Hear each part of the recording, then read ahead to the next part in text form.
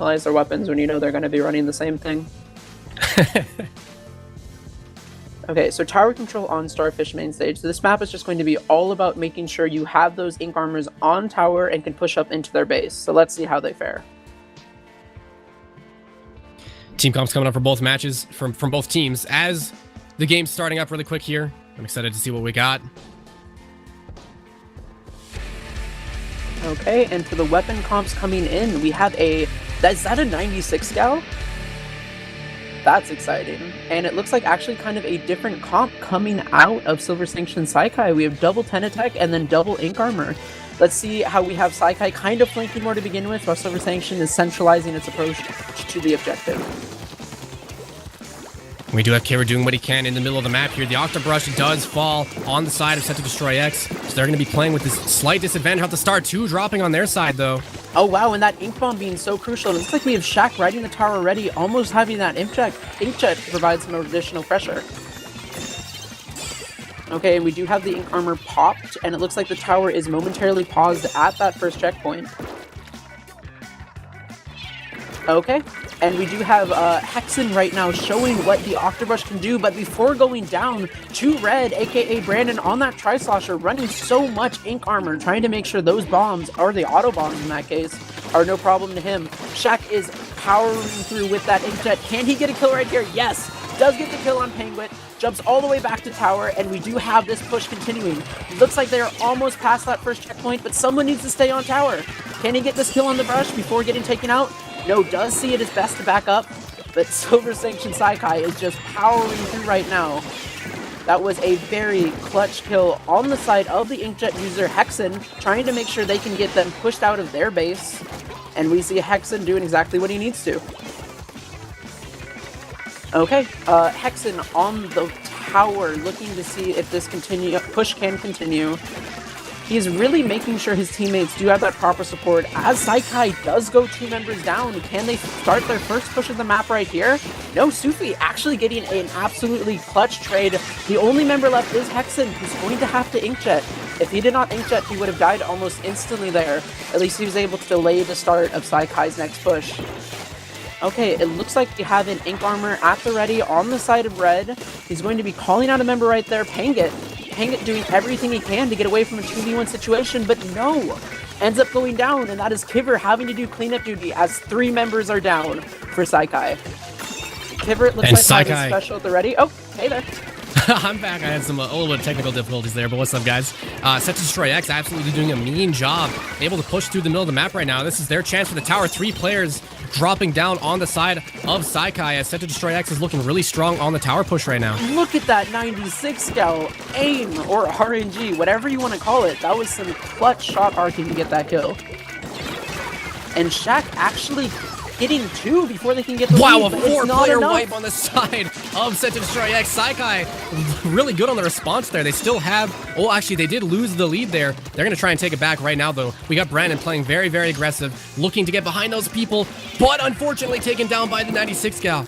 It does appear he's taken down as we have just reached the 2-minute mark. 158, 157, 156. This match is over halfway done. As we do see that 96 gal trying to get some control on left side, maybe get another ink armor up, and really showing kind of the weakness of that weapon as a whole. It has so much RNG in this game that you need to be absolutely careful if you're doing any 1v1. As you see, goes down right there. But we have Hexen doing that cleanup work as we see him trying to get another inkjet and maybe taking out Zig in the process. Okay, we do see Hexen getting on that tower, inkjet at the ready. They do have the lead, but a lead 52 to 62 is nothing on a map like this. 3 on the tower moving at lightning speeds. Wit staying back, trying to make sure there's no flanks coming around. Gonna pop that ink armor.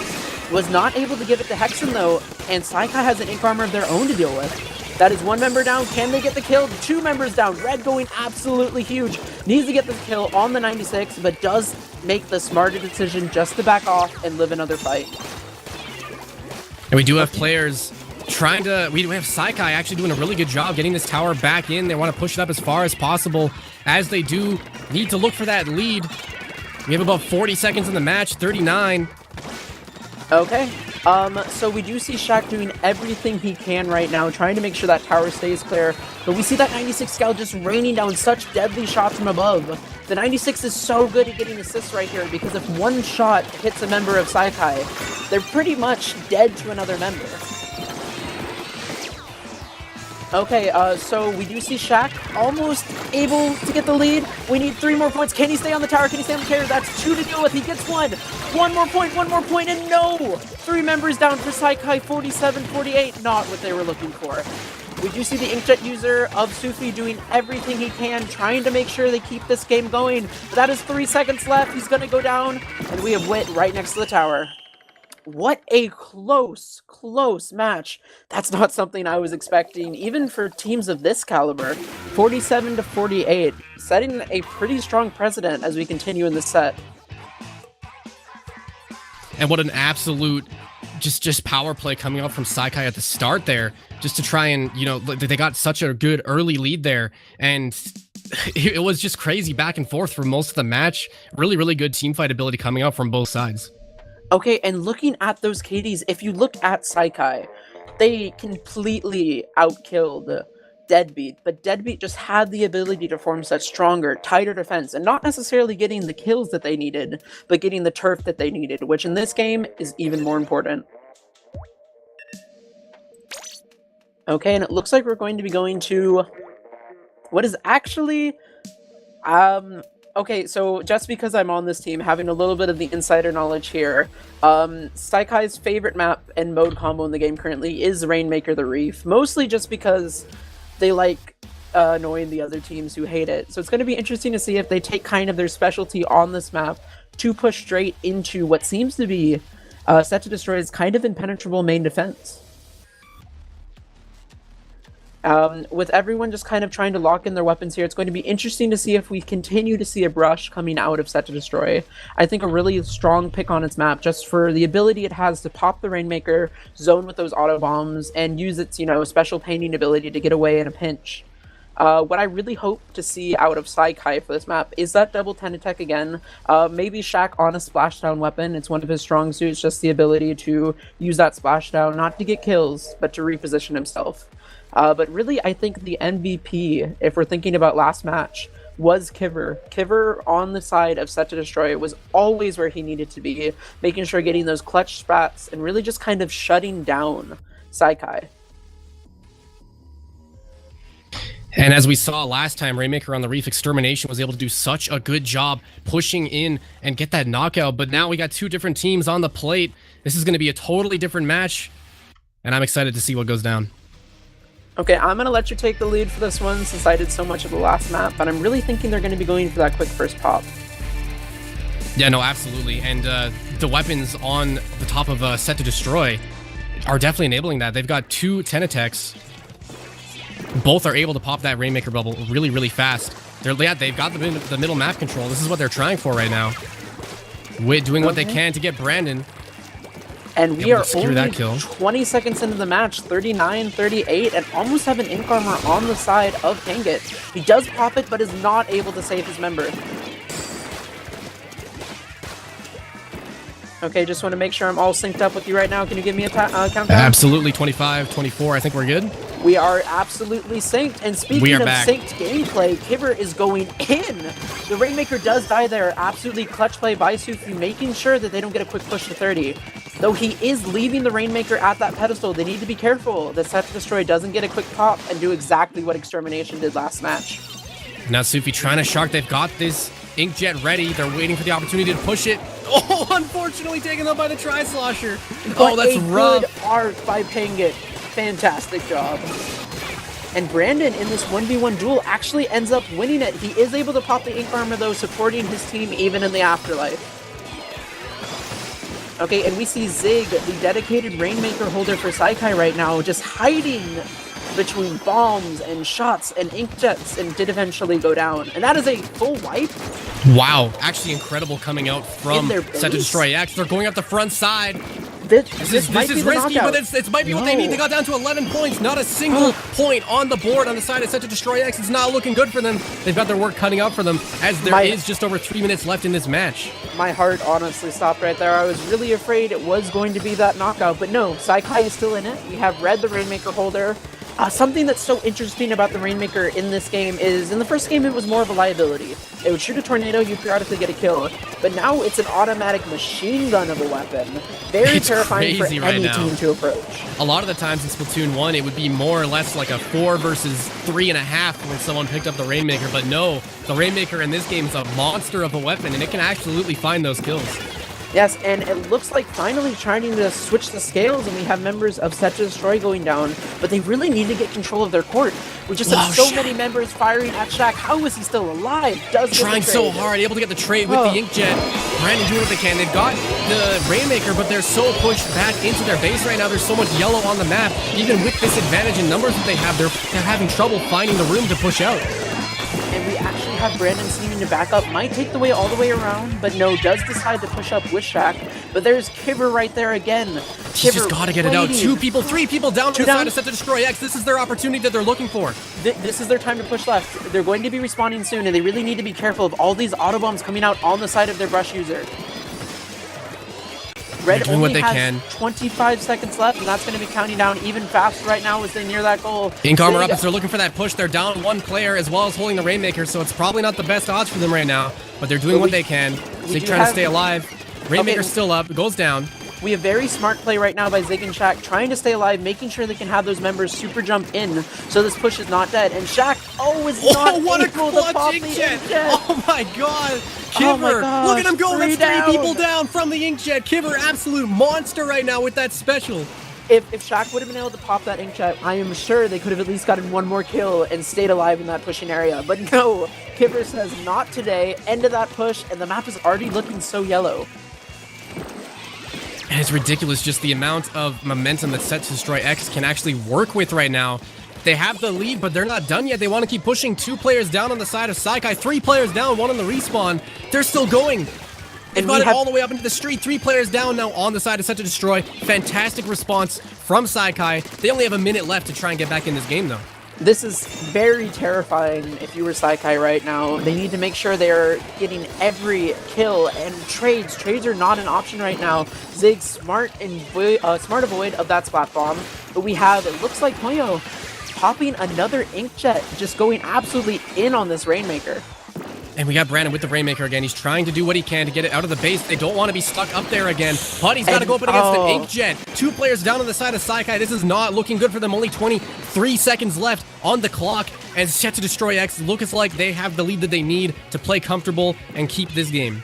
We just see a completely change of pace since the last time these 2 teams faced. SetToDestroy is looking absolutely dominant. Shaq is going to do everything he can to pop this, but it is a 3v1 battle trying to get the shield out of here. They have 3 seconds. Can they do it? And no, it's not even going to pop.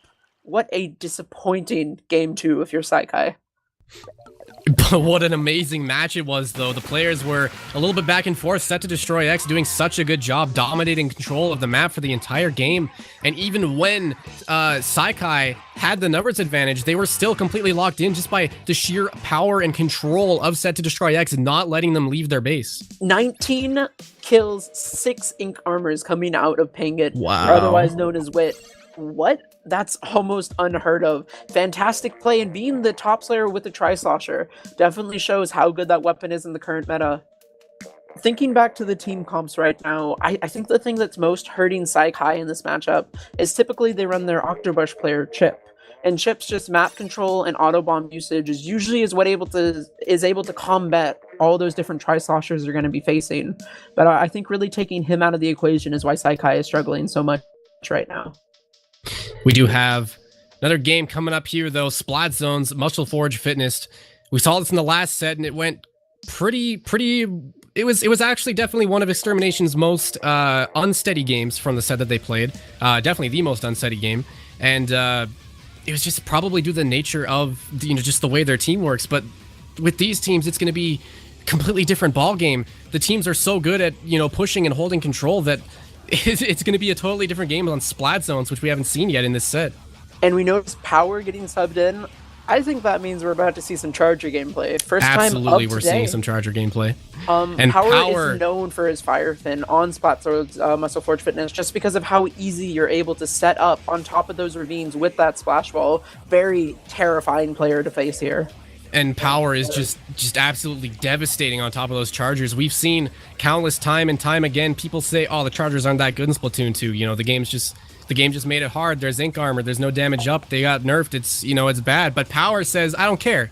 I'm gonna play the Charger at a high level and it doesn't matter. And he absolutely shows us that he can do it. And that's something that I just such love about these players, is that regardless of the difficulties thrown at them, the Splatoon community, those players that want to play that weapon, they do play that weapon. We look at Sorapool, we look at Power. It's just always nice to see. And it's even nicer to see as we head into Splat Zones on Muscle Forge Fitness. It's going to be interesting to see if we're going to see SaiKai running the double 10 attack again. I don't know if it's worked out too well for them in the past. Definitely interested here too. Yeah, nope, the double 10 attack as well as the Fire Fin coming up from the side of Power. Wow, SaiKai running the vanilla slosher, the hero slosher in this case. And only special charge on there. They're looking for those 10 misses. And only one ink armor on the side of both teams. Very interesting choice. We have the end zap from SaiKai and the tri slosher from SetToDestroy. SetToDestroy off to a pretty okay start here. SaiKai kind of trying to keep a lot of the ink down on the map, but SetToDestroy absolutely devastating them in the first fight. 4 players down on the side of SaiKai. SetToDestroy looking clean on the first victory right now as they have control of the point. And Shaq, the last pro alive, was actually killed out of his splashdown, and we see Power showing why the sniper is such a good choice here, locking down and making sure that anyone trying to push it alone or without ink armor is going to get sniped. And here we see Power doing what he does with the Fire Fin. This suction bomb rush is just so powerful, especially on splat zones, that it's such a good pick. And I'm absolutely guessing that that's why they decided to sub Power in, not only against this team, which runs so many but that is 2 players down, and this could be their one opportunity. It is a 1v1 in the zone, and it all comes down to Sufi. If he cannot paint that, that is the end of their winner's side. That's the end of their winner's side career. Despite dropping 3 players at the end, they were SetToDestroyX still able to hold control of the zone and get the knockout here. I wasn't expecting this game to go so quickly, but it absolutely did. They proved me wrong yet again. I was expecting this to be one of the closest sets that we've had so far, but no, SetToDestroy is showing that they're ready to destroy, absolutely dominating all 3 of those games, map control, kills, really making sure their presence is known. And what a fantastic, you know, tournament kind of play to have right now, just newly sponsored and really showing why they deserve it. No, absolutely. SetToDestroyX has been so strong in this entire tournament, and we absolutely see why. They were going up against Silver Sanction SaiKai, an amazing team, and they just 3-0'd them. And it was crazy fast too. They did such a good job pushing through this bracket as they move on to face Extermination in the winners quarterfinals.